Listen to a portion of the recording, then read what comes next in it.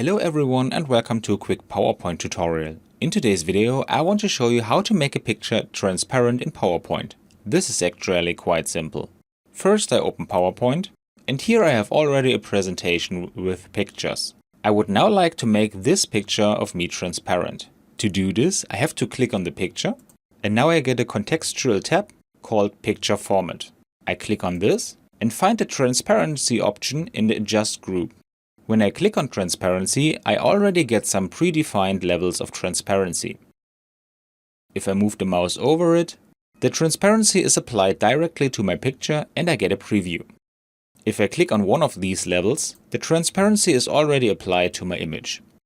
In addition to the predefined levels, I can also set an individual transparency. To do this, I click on Transparency again and then go to Picture Transparency Options.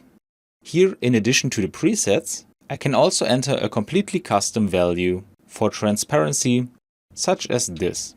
And that's all you need to know. I hope you enjoyed the video and I will see you again in the next tutorial. Until then, your tutorial guy. Bye.